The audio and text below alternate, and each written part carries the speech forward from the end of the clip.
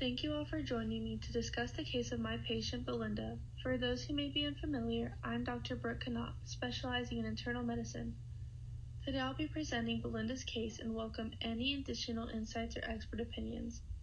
In the medical field, I firmly believe in the importance of continual learning and being open to new perspectives on diagnosis and treatments. Allow me to introduce you to my patient Belinda, a 6-year-old Hispanic woman who's come to see me due to increased fatigue.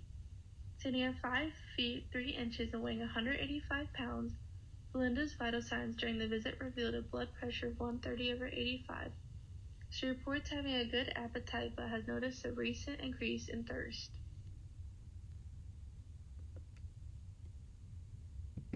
Unfortunately, Belinda's family history is quite limited. Despite my best efforts to gather information, she has little to share as she was adopted as a baby with no knowledge of her biological parents or siblings. This lack of family medical background poses a challenge in understanding any hereditary factors that may be relevant to her current health issues. As her doctor, it's important to approach diagnosis with caution and through investigation. Belinda's symptoms of increased fatigue and thirst could potentially indicate various underlying conditions. Given her age, weight, and vital signs, along with her reported symptoms, several possibilities can be considered.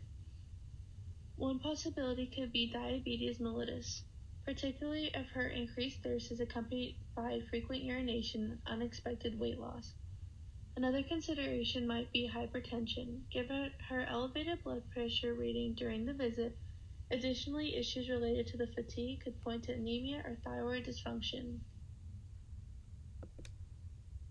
However, it's essential to conduct further diagnostic tests, including blood tests to assess glucose levels, enzyme kinetics, urine analysis, thyroid function, and a complete blood count (CBC), among other things.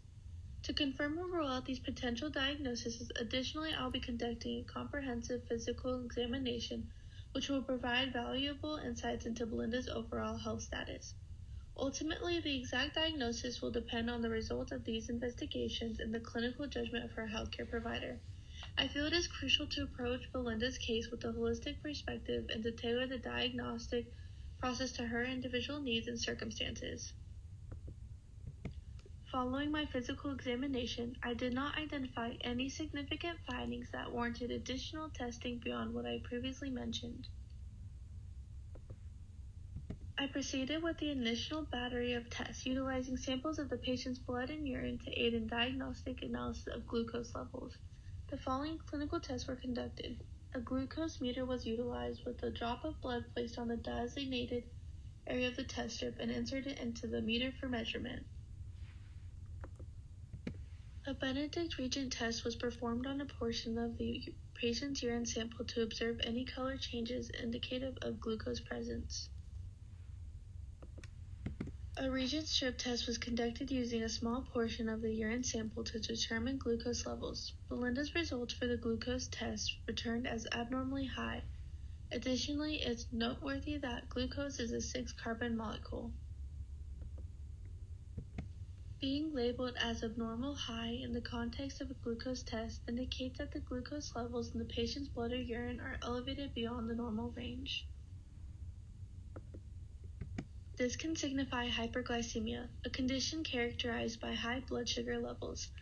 Hyperglycemia can occur due to various factors such as diabetes, mellitus, stress, certain medications, or underlying medical conditions affecting glucose metabolism. Elevated glucose levels may lead to symptoms such as increased thirst, frequent urination, fatigue, and blurred vision. It's essential for me as her healthcare provider to further investigate the underlying cause of the high glucose levels and formulate an appropriate treatment plan to manage the condition effectively.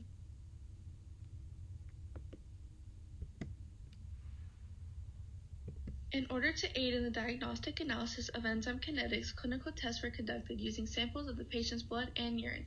These samples were processed in a spectrometer, and the resulting data is now prepared for graphing. The patient's results revealed that the levels of creatine kinase and the lactate dehydrogenase are within the normal range. This suggests that there are no abnormalities detected in these particular enzymes. Regarding digestive enzymes, there are 3 main types involved in the breakdown of different macronutrients. Amylase. This enzyme is responsible for breaking down carbohydrates such as starches and glycogen into smaller sugar molecules like glucose and maltase. Lipase. Lipase plays a crucial role in the digestion of fats. It breaks down the triglycerides into fatty acids and glycerol, which can be then absorbed by the body. Proteases are also known as proteolytic enzymes and peptidases. Proteases are responsible for the digestion of proteins into smaller peptides amino acids. These digestive enzymes work together in the gastrointestinal tract to facilitate the breakdown and absorption of nutrients from the food we consume. It is safe to say Belinda's results suggest that there are no abnormalities detected in these particular enzymes. A series of clinical tests were conducted using portions of Belinda's urine sample to aid in diagnostic analysis specifically for urinalysis. For the protein test, an 8 milliliter portion of the urine sample was subjected to boiling and examined for the formation of precipitate. If a precipitate was observed after the initial boiling period, acetic acid was added, and the sample was boiled again to further assess protein levels. The patient's results for the protein test returned within normal limits, indicating that there were no significant abnormalities detected in the protein levels of the urine sample. In addition to the protein test, rather than utilizing a urine meter and a cylinder apparatus to measure specific gravity, the laboratory employed reagent strips that assess both specific gravity and pH simultaneously.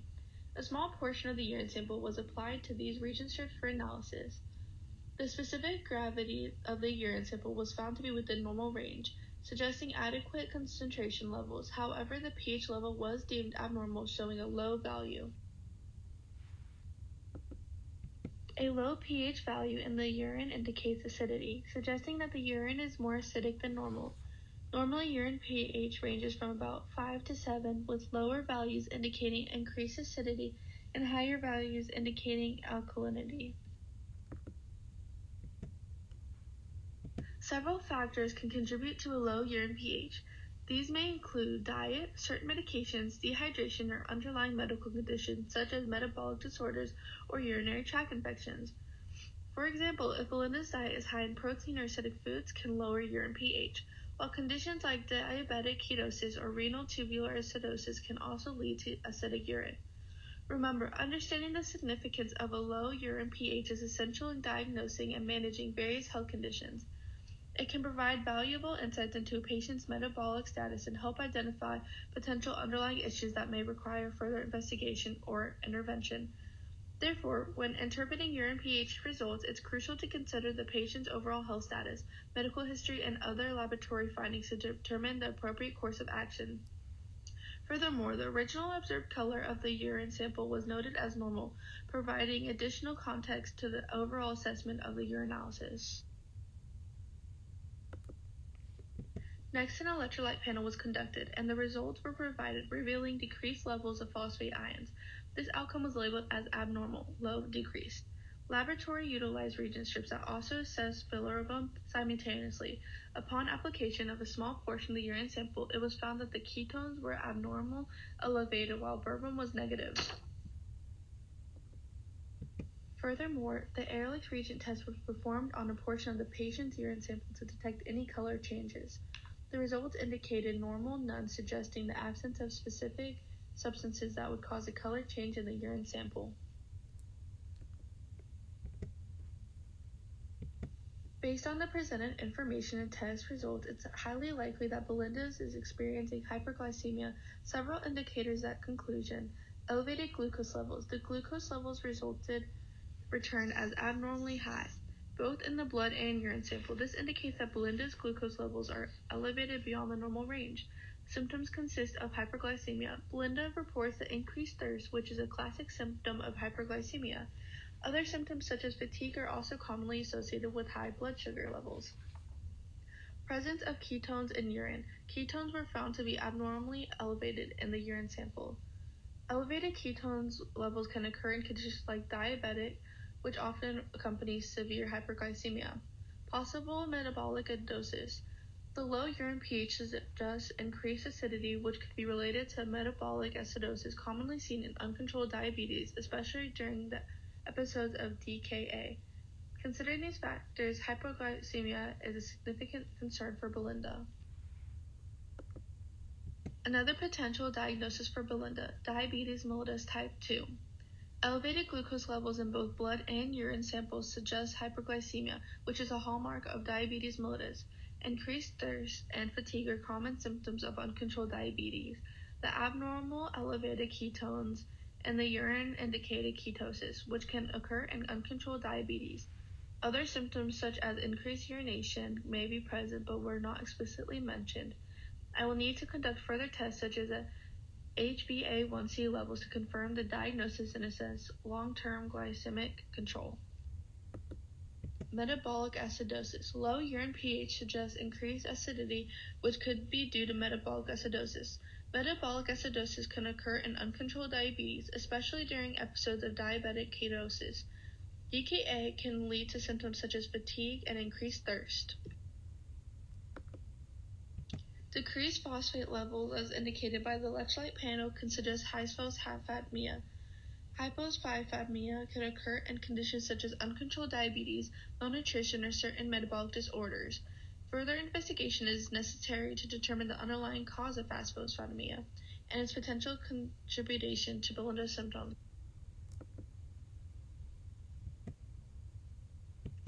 Given the potential diagnosis of diabetes mellitus type 2, metabolic acidosis, hyperglycemia, and hypophosphatemia, as well as the symptoms Belinda's experienced, here is a potential treatment plan. Diabetes mellitus type 2 management. Lifestyle modifications. Encourage a healthy diet rich in fruits, vegetables, whole grains, and lean proteins. Limit intake of sugar foods and beverages and encourage portion control. Also, emphasize the importance of regular physical activity. Medications. Intake pharmacological therapy as necessary to help control blood glucose levels. Insulin therapy may be required if blood glucose levels remain uncontrolled despite oral medications. Blood glucose monitoring. Instruct Belinda to monitor her blood glucose levels regularly using a glucose meter to ensure they are within target ranges. Management of metabolic acidosis. If Belinda exhibits signs of severe metabolic acidosis, such as altered mental state or dehydration, she may require intravenous fluids to correct electrolyte imbalances and improve hydration status. Treatment of underlying cause. Address the underlying conditions contributing to the metabolic acidosis. In this case, optimizing diabetes management to prevent further ketone production and acidosis is crucial. Treatment of hypophosphatemia. Oral phosphate supplements if hypophosphatemia is severe or symptomatic. Oral phosphate supplements may be prescribed to replenish phosphate levels. I still need to determine and address the underlying cause of hypophosphatemia, which may include diabetes management, nutritional deficiencies, or other contributing factors. Education and monitoring. We will provide comprehensive education educating Belinda about her conditions, including diabetes management, dietary modifications, the importance of medication adherence, and recognizing signs of complications. Belinda will need regular follow-ups. She will need to schedule regular follow-up appointments to monitor Belinda's progress, adjusting treatments as needed, and address any concerns or questions she may have. I will consider involving other healthcare professionals such as a registered dietitian, diabetes educator, or endocrinologist to provide cohesive care and support. Lifestyle modifications. Emphasize the importance of maintaining a healthy lifestyle, including regular exercise, stress management, and adequate sleep. Encourage smoking cessation if applicable, as smoking can exacerbate complications associated with diabetes. This treatment plan is tailored to Belinda's individual needs, taking into account her limited medical history, lifestyle preferences, and potential contradictions to specific medications or interventions. Close monitoring and regular follow-ups are essential to assess treatment efficiency, manage any potential complications, and optimize Belinda's overall health and well-being. Thank you for joining me for the updates on Belinda's condition. Belinda is committed to implementing significant lifestyle changes, adhering to her medication regimen, and diligently monitoring her glucose levels. Our follow-up appointment is scheduled in 2 weeks, during which we'll assess her progress and make any necessary adjustments to her medication plan.